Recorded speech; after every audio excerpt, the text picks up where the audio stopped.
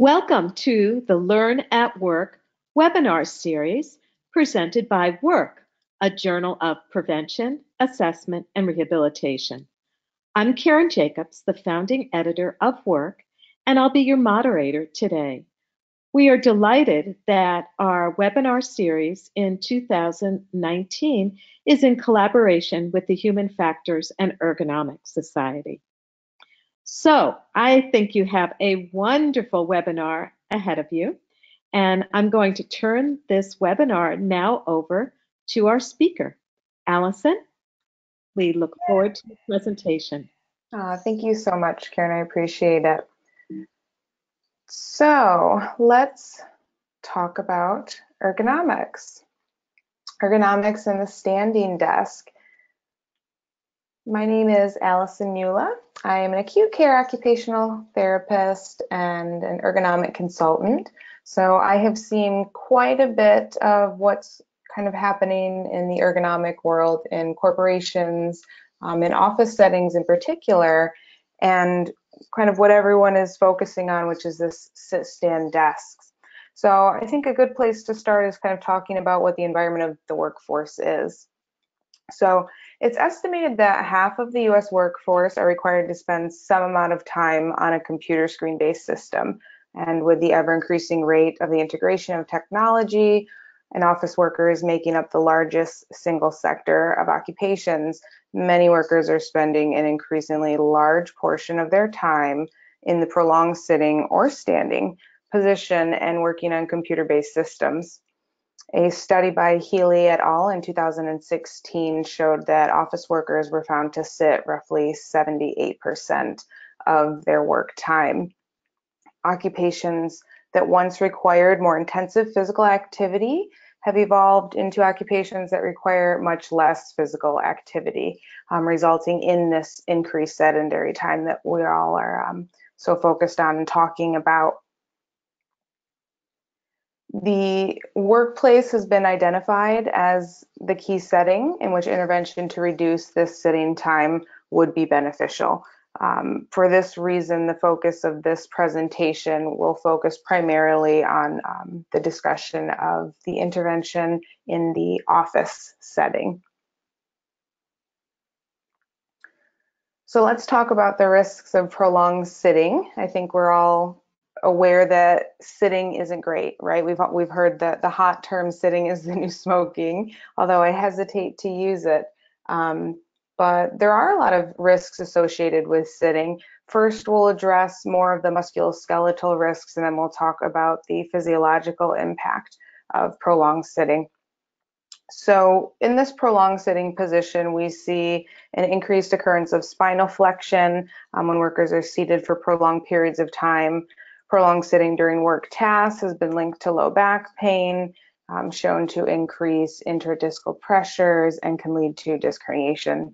It has been found that the work completed in this sedentary position is usually accumulated in long bouts of sitting, which seems to be the issue. It's the prolonged sitting that the body is responding negatively to, not necessarily sitting itself.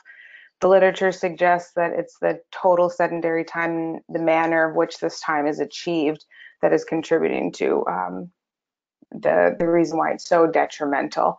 So, and I think that's important to kind of point out too, and I'll reiterate it as we progress through the presentation, but sitting is not necessarily the problem. The research that shows negative impacts of sitting is typically addressing this idea of prolonged sitting, so holding these positions for prolonged periods of time. And we've discussed the musculoskeletal impact, and the physiological impact is pretty detrimental as well. There are studies that show an increased risk of type 2 diabetes, cardiovascular disease, hypertension, even some types of cancer and early mortality are associated with prolonged sitting and what we've been referring to as sitting disease. There's a really interesting study that it was performed by Dempsey et al. In 2016, and I think it really beautifully illustrates the response of the body in prolonged sitting and also the body's ability to kind of correct the dysfunction that occurs with prolonged sitting fairly easily if movement is integrated into the workday. So in this study, Dempsey showed an elevation of blood pressure and noradrenaline levels in individuals with type 2 diabetes and that were obese with the occurrence of prolonged sitting during the workday. When prolonged sitting was broken up with light resistive exercises performed for a total of 3 minutes at a time, both diastolic and systolic blood pressure and noradrenaline levels were reduced. The exercises consisted of calf raises, half squats, and knee raises, and were performed at 20 seconds each, 3 times. So really minimal integration of movement really showed quite a response from the body. To a lesser extent, light walking showed the same response, just again, slightly less. But these are activities that are reasonable, I think, to integrate into the work day, into the work routine. And, you know, you might kind of be saying, well, this is for individuals that have diabetes and that they're obese, and does this really apply to a large majority of the workforce? Is it really an issue for people to be sitting for 30 minutes at a time? And well, I would have to say yes, because the prevalence in the United States of hypertension and diabetes is actually pretty high. Diabetes, 9.4% of the population, which is 30.3 million people, have been found to have diabetes. 33.9% of adults are pre-diabetic, which is 84.1 million adults. Hypertension, 33.2% of adults aged 20 and over have been found to have hypertension. So I think that this population in particular, which appears to be quite large and fall within the age range of workers, I think they're more vulnerable to these occupational risks of this prolonged sitting. So I think it's definitely important that we're acknowledging it and understanding that it really does affect a lot of our workforce. So if sitting is so detrimental, we may assume that in order to reduce the deleterious effects of sitting, that we should simply stand. And although that's true to a certain extent, as standing has been shown to reduce sedentary time at work, we have to make sure that we are understanding that standing itself, the action of transitioning from sitting to a standing position, is not what's going to show us the benefits or reduce these risks that we're looking for. One of the ways that people have began to try to get out of this prolonged sitting position is the introduction of standing desks. So again, we've heard the term that sitting is the new smoking. It's kind of everywhere. It really started, you know, kind of alarms for people, and people want to, in general, be healthy. And I think that they're doing anything that they can in order to reduce that sedentary time at work, even going to the extent of creating their own sitting desks, I've seen, or what I would call overstanding at work in fear of sitting too much. So I think, again, it's really important to understand that this, although the prolonged sitting is detrimental, that if you are creating your own standing desk this isn't a purchased item that can raise and lower as you wish, then you are kind of obligating yourself to be in this prolonged standing position. And again, I do appreciate the benefit of being able to stand up from sitting. The body responds well to it. There's been research that shows that workers have reported a significant reduction in fatigue and lower back discomfort when prolonged sitting was broken up by transitioning to standing every 30 minutes throughout the workday. So there definitely is benefit to it. But because of this kind of fear-based information that's spreading about sitting, people are going really overboard for the standing. So I think what's most important, if there is the integration of a sit-stand option desk, is that people are understanding the sit-stand ratio. So how long should I be sitting and how long should I be standing? I've had clients that are really bright and healthy individuals, and they have received a standing desk, and I've gone to evaluate them, and they have existing discomfort. And when I ask them about their typical workday routine and how often they're sitting and standing, there have been people that are standing essentially 7 hours of their 8 or 9 hour workday, because they feel like that's something that they're kind of doing for themselves, that they're taking an initiative to do this. So this is purposely being done. And we'll talk a little bit more about the risks of standing in a moment, but I think there really needs to be the discussion and the education that there's a balance to find here, and that if we're not having that balance, that we're actually putting employees at a greater risk for occupational risk exposure. So something to keep in mind. Again, I'm definitely not opposed to the standing. It has been shown in research to reduce back discomfort, and there is a place for it, certainly, but when used properly. So let's dive into some of the risks of prolonged standing.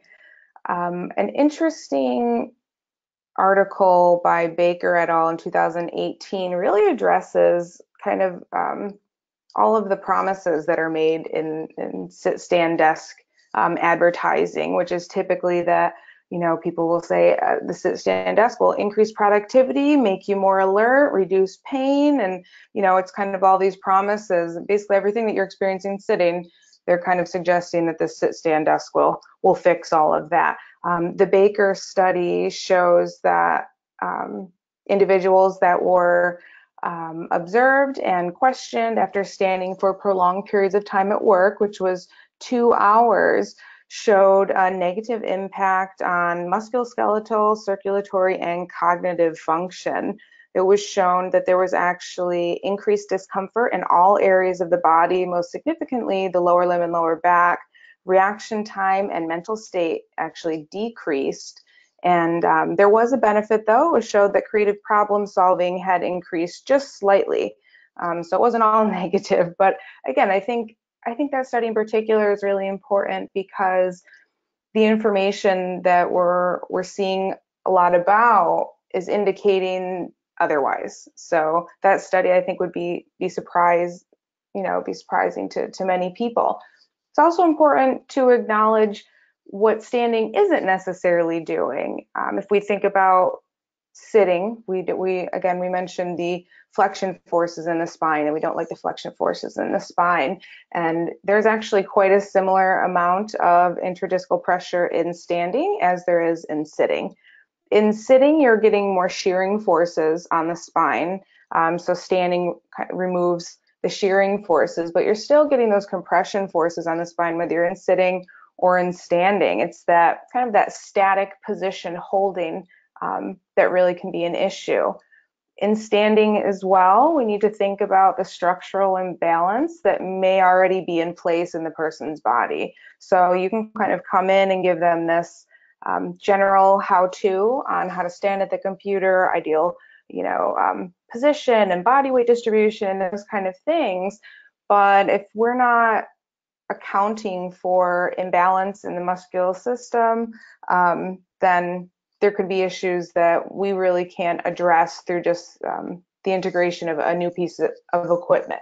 So when companies are spending kind of all of this money thinking that this is kind of a problem solver, their companies are receiving recommendations from physicians, and the physicians are getting requests from patients, and the patients are getting the information from advertisements. It really seems to be kind of this chain of everyone trying to do their best to move towards health and wellness without really understanding or being aware of what the research is saying about this. So additional risks to standing. These studies that were found more primarily with workers that were obligated to stand for more prolonged periods of time. So hospital workers, for instance, there was shown to be decreased circulation, increased risk of varicose veins and nocturnal leg cramps, increased risk of hospitalization due to varicose veins. There's more going on here in this standing position, I think, than most people realize. As an ergonomic evaluator, when we go into workplaces and people have to stand for long periods of time, we're trying to get really creative and figure out how we can get them to sit more. So it's not just about not sitting that is the benefit. It's really got to be about this change in position, this frequency in change in position. So although I would love it if it was an easy fix and simply integrating a sit stand desk would just change everything and make everybody comfortable, that just really is not the answer. It's just not as simple as that. Because research suggests that prolonged standing can also be detrimental, it's important that we consider the implications of the sit stand desk recommendations. And again, without proper training, patients could be unknowingly increasing their occupational risk exposure. So in its most simplistic view, in a non-healthcare setting, I would say kind of the answer to wellness at work and proper use of a sit-stand desk is really the frequency of movement, the varying of positions, and the integration of exercises.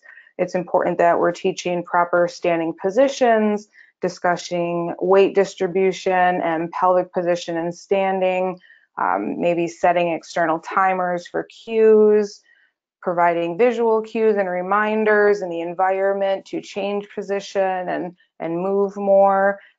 Things like even having walking meetings becoming a cultural norm in corporations, things that are facilitating this movement and two, not just necessarily making it an obligation of the individual employee to find ways to integrate this movement.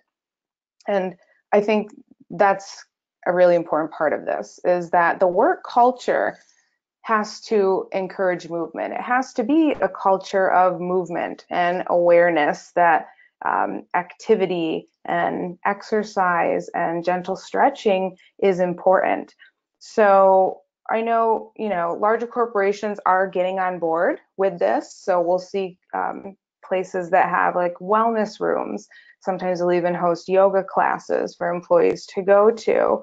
And that's great, but that's far and few between. And usually the larger companies that can afford to do something like that.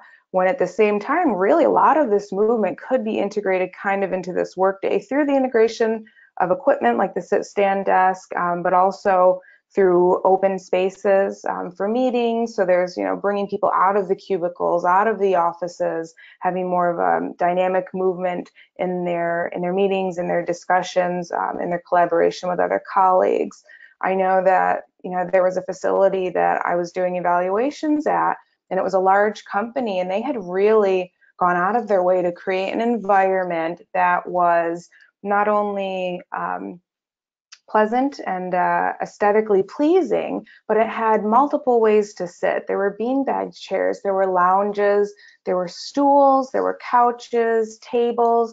It really looked like somewhere that really wanted movement. Big open windows, they even had razors, scooters to get from one side of this large building to the other. But when I was there, I noticed that there actually wasn't, and I mean this quite literally, there wasn't anyone using these open spaces, that everyone was still in their cubicles. And I had asked one of the employees just, oh my gosh, this place is the greatest place I've ever seen. Why aren't people using this more? And their response was that, there had been recent layoffs and that everyone really wanted to make sure that they were seen as diligent, productive, and focused workers. And I'm sure that no one in the administration told anyone that they weren't allowed to use these open spaces. But at the same time, I think it needs to, the idea of movement and mobility and getting out of the cubicle and really getting to use the entire environment is something that administration has to actively facilitate, verbalize, again, posting these environmental cues that encourage movement and switching positions. Perhaps an administrator, when hosting a meeting, needs to bring people out into these common areas so that they're more frequently used. There is the integration of programs, so small programs or trainings for employees so that they're understanding that some of these things that seem a bit much, like the previous animation had someone kind of doing yoga in the office, and I know some people might be like, oh, well, that's not very realistic, is it? But I mean, there's ways to adjust to this. So maybe you're not going to be getting onto the floor and doing downward dog, but there are ways to integrate dynamic movements. There is a doctor by the name of Suzanne Carmack who has introduced this idea of what she calls genius breaks. I've included the link here. It's a free toolkit that she provides that primarily focuses on what I would call loosely chair yoga. So in these videos these training videos that she shows, she is in, corporate garb. She has got, in some of them, she has got knee-length skirts on, another one she's got pantsuits, but she demonstrates these modified yoga techniques utilizing an office chair in these clothes, and I think it makes it very relatable to kind of understand just how you can integrate these activities into your work day. And she's going to places, federal buildings and facilities and larger corporations. So, it really is it's being taken seriously what she's doing, and people are open to it, but it's a matter of her getting in there, right? So I think it's a matter of people really understanding that this movement and mobility might not be as difficult to integrate as you might assume it might be. So let's move on from kind of the discussion of how to get all of this into the environment. How do we use this at stand desks? What's bad about sitting? What's bad about standing? And let's talk a little bit about kind of the anatomy and the way that the body is responding to these standing positions. And I think that this is something also that we tend to miss in the discussion of office ergonomics. And this goes beyond kind of the ability of this non-healthcare setting training. So we'll kind of move on to the next page so I can show. Here we just have the kind of, you've probably seen it a different way a million times, but the ideal sitting position and standing position. It looks pretty straightforward. We love 90 degrees, 90 to 100 degree angles, proper sitting and standing. But if we're looking at this, you can see that this looks fairly robotic. This doesn't look natural. This looks like after a small amount of time that a regular human might fatigue, right? And in the sitting position, we'll just kind of start with that one. As soon as we start to fatigue, what happens? Maybe that head comes forward a little bit, and then as soon as that head comes forward, those shoulders roll in, and the upper back kind of curves, and then all of a sudden the lower back is curved, and we've got that spinal flexion we've been talking about that's detrimental in sitting, right? And that person might notice it, and they might correct themselves, and then over time they will eventually kind of fall into that position again. And that position is held depending on how long you've been working for, how many hours a day, how many days a week, how many weeks a month, and how many years have you been doing this? So this is kind of prolonged exposure of this musculoskeletal system to these positions. The standing position, the same. If we can get an individual to stand like this for more than 20 minutes, I would be amazed. That's a tough position to hold. That right there is shoulders back, chest open, pelvic in a neutral position, and the arms relaxed at the sides, shoulders not hiked, and that's difficult.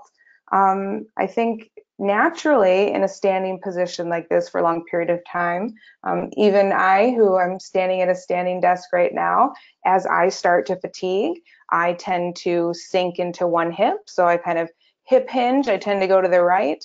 I lock that same knee into extension. So now I've got, this pelvic position that is no longer a neutral. And even though I know better, that just tends to be where I relax to, because in that hip hinge position, you're really not obligated to do too much work, right? I'm really not activating too much of anything. It's really kind of the lazy man stand, I would call it. And we have to understand that even with the ideal body, so someone that doesn't have any muscle imbalance, that doesn't have any existing pain, is in good health, ideal weight, even that person is going to fall out of these ideal positions. And once they fall out of these ideal positions, this is where we start to really see the musculoskeletal risk for the sit-stand desk, in my opinion. So let's look a little bit at the myofascial lines. We'll start with the superficial back line. So on the far left, you see the superficial back line, and just kind of gives a lovely example of the connectivity of the back. How much the muscles, although we try to talk about everything so separately, it is very much a synergistic machine, right? One thing kind of plays off of the other. So it makes sense that if one thing is off, that will inevitably place strain on or affect something up or down the chain.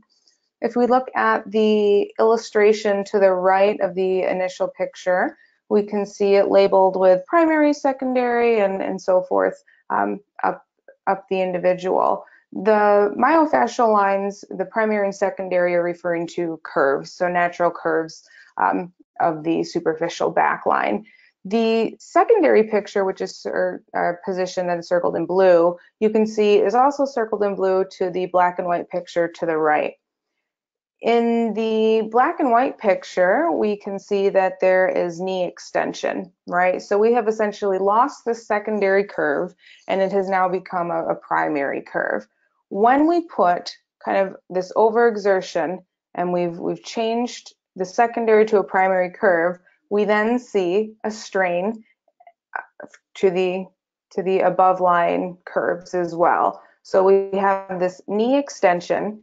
Then all of a sudden, because of that, right, we've got this anterior pelvic tilt, and we've got quite a bit of force now onto the lumbar and the cervical spine. On the second picture, the second black and white picture to the right of the first, when we see that curve come back, we get that primary curve back, the secondary curve back, then we see a more neutral position of the pelvis, and the neck and head are coming back. It really is quite easy to lose a good position in standing. And I think that's that's happening to a lot of people.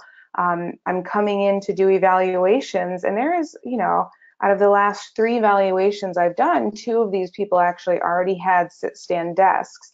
So there's something happening.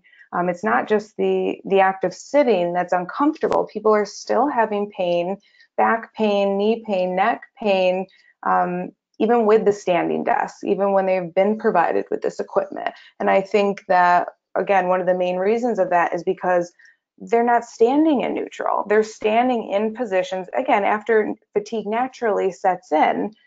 These positions are then causing an imbalance and putting stress and strain on other parts of the body. So again, I think that's something really important that we need to be aware of. This picture is just kind of expanding a bit upon the lines again. So this is a superficial front line. We can see in the black and white picture to the right that we have that superficial front line. And for instance, when that gets tight, so say someone has, like we said, been sitting for long periods of time, they're, maybe they just got a standing desk. All other work activities have been performed in this seated position for all these years that they've been working, and say they have tight hip flexors, right? So then we transition them to this great stand-up desk, and we don't understand why they're having back pain, lower back pain. But if we think about it, the tightness of those hip flexors is absolutely going to pull us forward. We're going to go into that anterior pelvic tilt. The superficial back line is going to pull up as the superficial front line pulls down. And then we're going to, again, change the angles. Specifically, I think the pelvis is just, the base of all of our positioning. So once that guy's out of whack, I think everything just kind of follows, and again, places strain on the rest of the body. And this is kind of the most basic. This is just kind of oh, well, that makes easy sense. This isn't even really delving into the other positional dysfunctions that could be occurring in standing. The anterior pelvic tilt, people extending the knees, I see that constantly. And as as someone that's coming into a non-healthcare setting, really the extent of what I can kind of do is educate them on neutral pelvic position, softening the knees a little bit, rolling the shoulders back a little bit, aligning the ears over the shoulders, trying to get the head in less of a forward head position. But again, I can't do too much more than that in a non-clinical setting. So we'll, again, just kind of expand a little bit more on this idea of position, because I just think it's so important to the sit, stand, desk mayhem that's going on. So if we're looking at the lateral and spiral lines, I think this illustration to the right that has the blue and green triangles is a great way to put it. So this is actually kind of an illustration of that hip hinging I mentioned a moment ago, right? So we've got this loss of neutral pelvic position. We've got a little bit of a downward tilt. And from that, we see kind of the chaos that ensues underneath that. Just a simple pelvic position alteration can really throw off the rest of the body position. And again, if people are standing for multiple hours in the day, then we can see why this is impacting the musculoskeletal system. This inevitably, I know this is quite a dramatic picture, but this inevitably would lead to some kind of discomfort or dysfunction down the road. You know, even in the healthiest of individuals. I think it's important too that we consider that most people are not injury free, right? So you might even have, you know, young workers that want the sit, stand, desk, and overall, just from observation, they look healthy and like they can handle that. But you're also not considering the impact of, you know, past injuries or even simple scar tissue that can build up and have a neurokinetic response to the muscles and really throw off the balance of the system. There is a gentleman by the name of David Weinstock who has created a program called neurokinetic therapy. And the reason I wanted to feature that in this discussion is because he does a beautiful job at illustrating the connection of the muscles in the body and how the inhibition of one muscle and, you know, the overactivity of another muscle can really impact the way that the body functions as a whole. And it's some of that weakness and inhibition that can lead to the discomfort that many people are feeling. So in sitting, there are times obviously where muscles will become weaker. So in particular, the posterior oblique system, which is shown here along with the thoracolumbar fascia and the glutes, are highlighted in the yellow on the illustration. The neurokinetic therapy in this case in particular, he explains kind of the potential of prolonged positions like the sitting to result in compromising the system by weakening the glutes and the lats. And because the glutes and the lats are weakened, then that leaves the TLF to compensate and overwork, which then results in discomfort in that area. The idea of neurokinetic therapy is that the dysfunctional muscular activation patterns that have been learned and reinforced by the neurological system play a really big component into discomfort in everyday life. So if we're thinking about this, there's no way that me coming into a non-healthcare setting that I can really assess what's going on to this degree, right? In the non-healthcare setting, we really have to limit our ability to be hands-on with people for liability and the fact that we just don't have the proper environment to do that as well. But I think that this maybe more than anything is kind of where ergonomics is heading, or maybe needs to increase the awareness when we're talking about how to reduce the existing discomfort that people have or preventing the risk of future discomfort. You know, this is something, this illustration in particular, this is not something that the addition of a piece of equipment is going to completely remove. The addition of equipment that facilitates change in position might help to reduce the aggravation of this existing discomfort, but there are things that need to be addressed within the human muscular system that are outside of just increasing frequency and movement and adding equipment. Because when we have these dysfunctions, they lead to other dysfunctions, right? We know in the biomechanical model that any kind of dysfunction will result in an instability of some kind. When that instability is present, that will lead to decreased capacity for movement. Decreased capacity for movement can also inevitably reduce the ability for people to participate in occupational performance in the most efficient and productive way. So again, I think this is really where we need to kind of bring ourselves back to this idea that ergonomics, and not primarily, but a lot of office ergonomics tend to take place in an office setting. And there are absolutely, ergonomics that take place in clinical settings, and there are hospitals that have occupational health, and people that are injured go there, and those kind of things. So there's definitely people that are doing it in a healthcare setting, in clinical, where they can be hands-on. But as for the point that we're talking mostly about the office setting here, these are things that we can't really address in-house, right? These are things that maybe call for a multidisciplinary approach, where although the environment that the person is working in is important, we have to also consider these other aspects that need to be addressed as well. For this reason, I see occupational therapy as has a great opportunity to address a lot of these ergonomic issues. Again, some individuals may benefit from more intensive and specific training. It's the ability in these healthcare or clinical settings to do this hands-on treatment that we just can't get in the non-healthcare setting. Occupational therapists can evaluate and educate clients based on their individual needs in the office and beyond. And it's occupational therapy practitioners' extensive knowledge base in musculoskeletal evaluation, disease process, and task analysis that will allow for training in all areas of daily living. So not just limited to the workspace, right? So we, again, the sit stand desk, because that's kind of the focus here,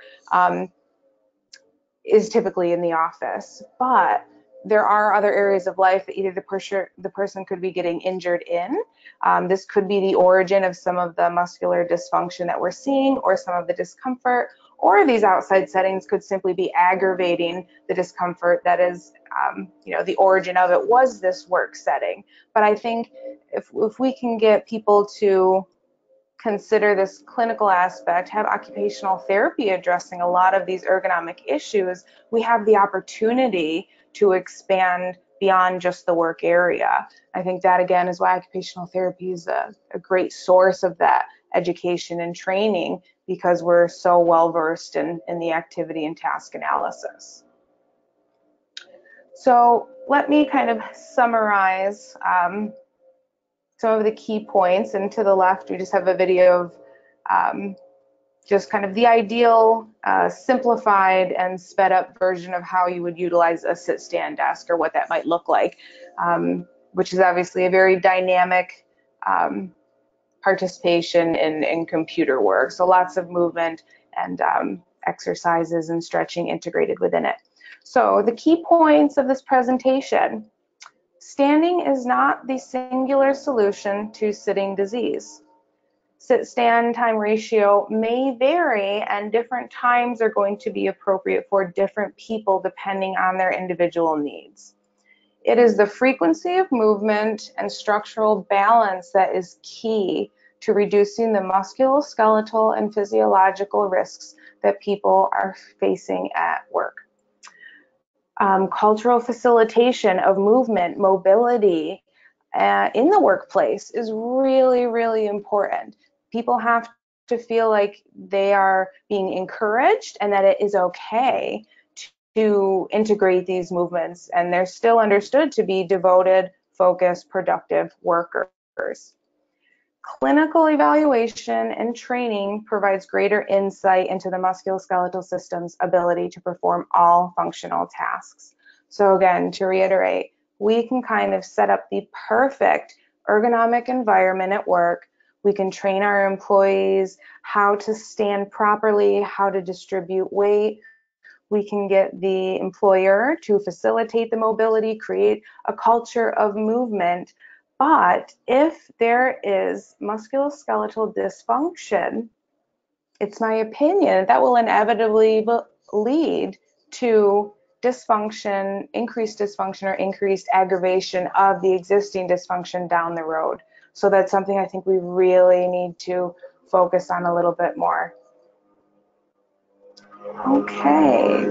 Oh, I apologize for the outside noise. There's a gardener outside the window. So I will open anyone up to questions if you have any.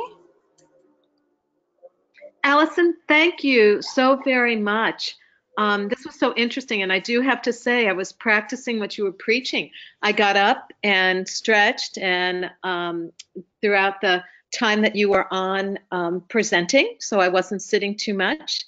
So thank you for that advice. I'm actually going to open up the microphones and unmute the attendees to see if any of them would like to ask a question. So I see Andrew, Sarah, and Sue. If you have a question you'd like to ask, I'm going to unmute you now, and please feel free to ask questions. And I want to do a shout out to Sarah in particular. Sarah is a editorial board member on the journal Work. So welcome, everybody.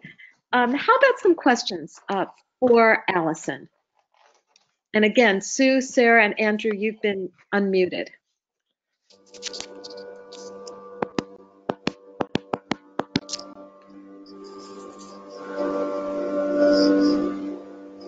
So, Allison, maybe I'll start with the question. And thank you for this very informative webinar. So, some of the work that you presented was part of your doctoral project when you were getting your degree at Boston University.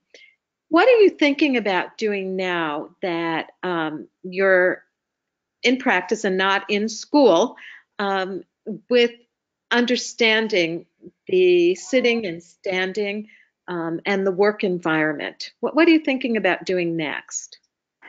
My hope is actually to create a program that integrates this idea of movement, but also of stress reduction techniques, kind of a package, if you will, of what might create a healthy work environment. So I think that because there's this increased awareness of the need for ergonomics and this discussion that sitting, prolonged sitting is a negative occurrence and happens a lot at work, I think we need to go a little bit more beyond that while we kind of have this momentum of making the workplace healthier, and also start to integrate and kind of really reinforce this idea that, okay, we've got the proper equipment in, now let's teach you how to integrate movement and exercises into the day, and with that, let's talk about stress reduction. If we're really looking at the healthy work environment, I think that the movement and the stress reduction is kind of a natural progression of that. So I'd like to create some type of program that addresses all aspects of that. That's wonderful. Thank you. Karen? I have a question, if I could. Sure. Hi, Sarah.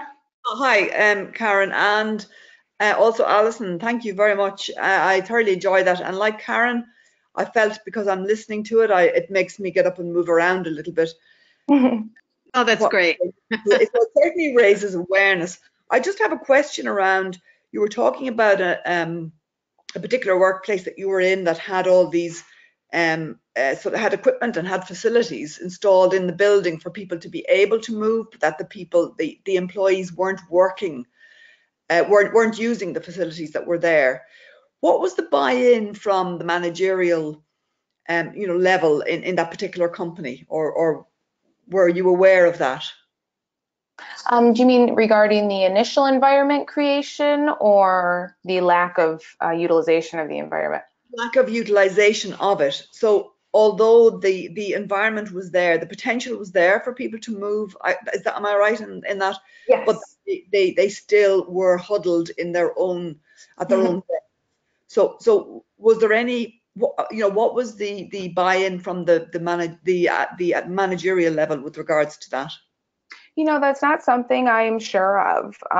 It was simply an observation at the time of evaluation, and one of the employees kind of suggesting that, people just want to make sure that they are working hard and seen as diligent workers. So that was nothing I discussed with management. And I think too, the impression that I got from that was not that, and the fact the environment existed in itself would be not that anyone was told that they weren't to utilize it, but maybe the opposite wasn't encouraged or facilitated. So maybe it was even just the lack of someone saying, let's move to a new space. Let's start utilizing these new spaces, or actually, holding group meetings in these open spaces to encourage by example. But yeah, no, I didn't really go any further with that. Yeah, because I mean, it is interesting because even therefore you're emphasizing that even though the situation is there to move, people are still not moving. So it's very behavioral then as well as physical. Yeah, absolutely. I think that's an excellent point to make. Yeah, I think even beyond, feeling like they're able to do it, there is this behavioral change component of it that I think is still kind of a mystery to us all. How do we really change behavior? And even if we change it, how do we prolong that changed behavior? I think that's an interesting thing to look into. Okay, thank you very Good much. point. Yeah, that was a very interesting question. Andrew, did you have your hand up, or Sue? So either of you who'd like to speak, please do so. I did want to ask a question to Allison. So during my doctoral residency, I had worked in New York City with an electrical utility company and did ergonomics for them. So it was really great to be able to apply a lot of the different assessments out there and identify some of the issues that they were dealing with. One of the things that I was looking at was specifically, the standing desks. They just wanted to change the culture and provide these workers the opportunity to feel that they are being valued, and giving them a new perspective. It was increasing morale around the workplace, and everyone saw, I was like, oh, I'm getting this for free. I'm getting this for free. Unfortunately, my work and life brought me away from living and working in the New York area. So now I'm in Indiana. But the sustainability of a project like that, if you go in a consultant role, obviously you're just providing your 2 cents and the best practice, and it's not our responsibility for them to carry it over. But what would you do in a way to see those items through, those changes that you implemented, and what would your ideal population that you'd like to start off working with if you were to start like a consultation business? I would think for the first question, a way to kind of track that, or kind of make sure that was successful in its execution, would possibly be to create some type of a survey questionnaire that could be distributed, whether, maybe it would be at 1 month or 3 months and 6 months, to kind of see if, I think anything when it's new is exciting and people are using it, and any change is good change. So I think I would want to track to see how that progressed over time. I think Sure. the questionnaire would not only be qualitative, so asking like subjective responses to the environment, but maybe even scaled to some kind. So some type of a discomfort scale, or if there's something to track also if there's any new discomfort that they maybe weren't experiencing before. And that's something too you can kind of do at possibly a long distance. So say you initiated a program somewhere farther away, but you kind of keep ties essentially by providing these questionnaires and doing follow-ups, like consulting with administrative people in administrative positions to kind of see where you're at and suggesting. So say if you get, 20 surveys back and all of a sudden you're finding that people are having, increased back pain or hip pain, and within that questionnaire you've, had them track about how long are you standing or sitting for, then maybe you can kind of extrapolate from that and make some recommendations for, from a farther distance of possible activity change. Or there's so much you can do through video consultation these days that I think if you were to just get the information through the questionnaires, that you can do quite a bit with that. Great, thanks. Yeah, my ideal population for if I were doing initiating with a group, it would probably be, I think, mid like 30 somethings to 50, I think is a nice window, because I think, there's still kind of this freshness, this eagerness to be at work and perform, and maybe we've hit them a little bit before burnout occurs, which it often does in work settings. And if we're being specific, probably in generally good health. But again, that's kind of it's so hard what is even good health. But yeah, I would say kind of 30 to 50 population would be good in an office setting. If it were outside of an office setting, I would say as an occupational therapist, maybe people that are a little bit older. So maybe they're have experienced some of the, the strain and fatigue that comes with working for a long period of years, and now that they're noticing it in the application to everyday life. So maybe working on ergonomic consulting while performing like ADLs and IADLs and things like that, to help them be able to more efficiently, productively do what they have to do daily. Yeah, and especially with, baby boomers now, we got a lot of work on our hands as people are working longer too. So yeah, great. I appreciate your presentation. It's fantastic. Yeah, thank you for the questions. Thank you. Thanks, Andrew. And I think we have enough time for a question. Sue, do you have a question? Well, I have to apologise because I'm afraid I got held up, so I was late joining.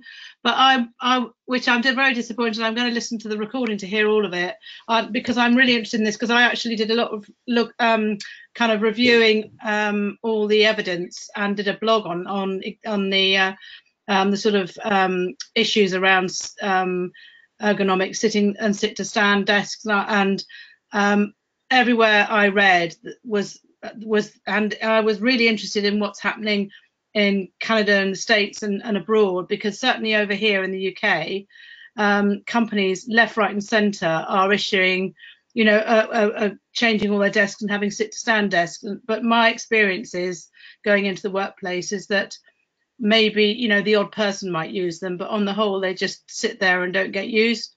Or they, occasionally they might have a play around with them. And there isn't a real sort of nothing that goes with it. They just give them the desks. And I heard the conversation about that. I don't think about the buy-in and the employers and the education. So I don't know if it's the same elsewhere. I'm a great believer in sort of low cost ergonomics, in that all the evidence I read was that actually if you get up and move frequently, that's going to be the best thing. If you're moving, it's about being sedentary, whether you're standing or sitting. That's the issue. Would you agree with that? Yes. Oh, yes.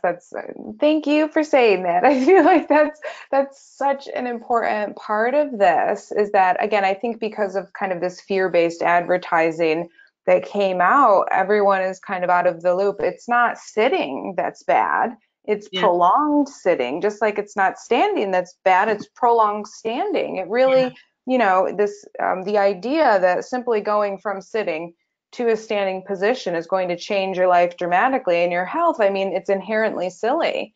I think like you said, all of the research that is shown that has shown to be beneficial is the integration of movement of some kind, dynamic movements, light exercises, light walking is what's really making the big difference. Yeah.